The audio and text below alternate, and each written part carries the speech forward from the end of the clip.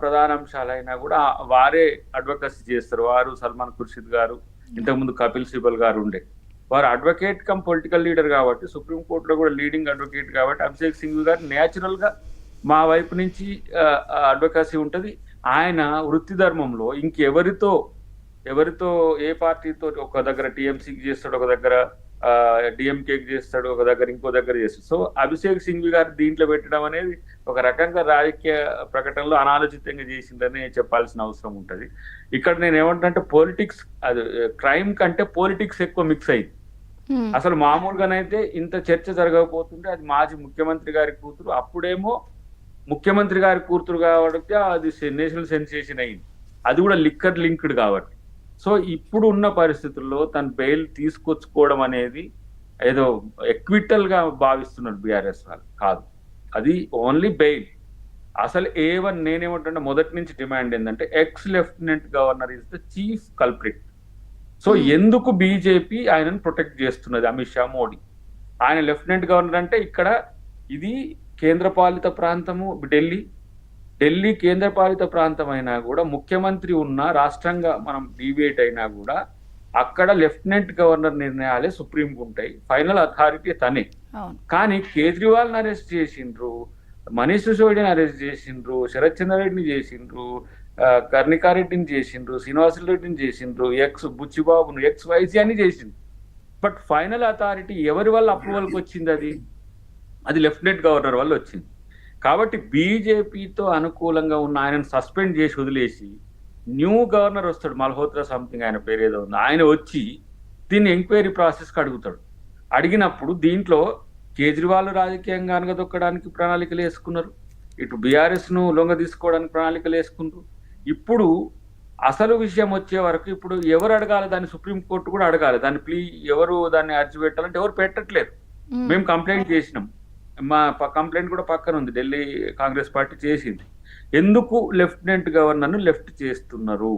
ఇది గనక తెలిస్తే కవిత గారి ఇష్యూ నేను అనుకుంటున్నా, ఇప్పుడు ఎగ్జాంపుల్ ఒక పని మనం క్రిమినాలిటీలో చెప్పాలంటే, ఒకడు మర్డర్ చేస్తా అంటే కత్తి దూడ్చి ఇచ్చినట్టు ఉంటుంది వారి పాత్ర. అంతే, అసలు మర్డర్ చేసినోడు ఉన్నాడు లెఫ్టినెంట్ గవర్నర్, క్యాబినెట్ డిసిషన్ తీసుకుంటు కాబట్టి ఎక్సైజ్ మంత్రిగా కానీ తిప్పి కథ మీ వైపుకి తిప్పుతున్నారు కదా, కాంగ్రెస్ వైపుకి తిప్పుతున్నారు కదా కథని. ఎవరు తిప్పుతుండ్రమ్మా? ఎవరు తిప్పుతున్నారు? ఎవరాలు తిప్పేటోళ్ళు? ఇప్పుడైతే అదంతా కావాలని కాంగ్రెస్ బీఆర్ఎస్ కలిపి చేస్తుందని బీజేపీ మీ వైపుకి తిప్పేస్తుంది కదా. ఇప్పుడు రేపు సరే బండి సంజయ్ గారు ఇప్పుడు గతంలో తెలంగాణ ప్రదేశ్ ఆయన అధ్యక్షుడు ఉన్నాడు, ఇప్పుడు హోమ్ మినిస్టర్ స్టేట్ ఉన్నాడు, అంటే సహాయ మంత్రి, హోంశాఖ మంత్రి, సహాయ మంత్రి. మీరు ఈ కాన్సిక్వెన్సెస్ చూస్తారు కదా, ఆ డిఎన్ఏ కాంగ్రెస్ తో వాళ్ళు కలవబోతుండ్రా, బీజేపీతో కలవబోతుండ్రా, న్యూట్రల్ గా ఉండబోతుండ్రా అనేది. మేము బీజేపీ కోణంను క్లియర్ గా చెప్తున్నాం, మీరు లెఫ్టినెంట్ గవర్నర్ ను ఎందుకు పక్కన పెట్టిండ్రు? అసలు ముద్దాయిని పక్కన పెట్టి కొసరుతో ఎందుకు పంచాయతీ చేసి రాజకీయ లబ్ధి పొందుతున్నారు? ఇప్పుడు కేజ్రీవాల్ పార్టీతో కూడా చర్చ జరుగుతుంది. ఎందుకంటే కేజ్రీవాల్ తో కాంగ్రెస్ పార్టీ పొత్తు రోజు నేను ఢిల్లీలోనే ఉన్నా, ఆ రోజు వాళ్ళు సీరియస్ గా వార్నింగ్ ఇచ్చింది, మీరు కాంగ్రెస్ తో పోవద్దు అని. అయినా సరే ఆయన పోతామని చెప్పి ఆ రోజు అక్కడ ఆమ్ ఆద్మీ పార్టీ ఆఫీస్ లో మీటింగ్ కాంగ్రెస్ నాయకులు పోయిన ఈవినింగ్ ఆయన మీద అంటే మీరు చెప్తున్న పాయింట్ ప్రకారం ఒకటైతే ఉంది ఇందులో, నిజంగా అభిషేక్ సింఘ్వి గారితో చేసి ఇదంతా రాజ్యసభ అనుకున్నప్పుడు అసలు కవిత గారి దగ్గర దాకా ఎందుకు మీరు ఆమ్ ఆద్మీ పార్టీ కేజ్రీవాల్ గారిని, సిసోడియా గారిని బయలుదేర్చేసుకోవచ్చుగా ఈ పార్టీకి? కేజ్రీవాల్ ఇండియా కూటమిలో ఉన్నాడు కదా చంద్రిక గారు. కరెక్టే, నేను అనేది అలాగే జరిగినప్పుడు మీరు ఇక్కడ ఇది ఆయనకి తెప్పించుకోవచ్చు కదా బెయిల్, కవిత గారి దాకా ఎందుకు?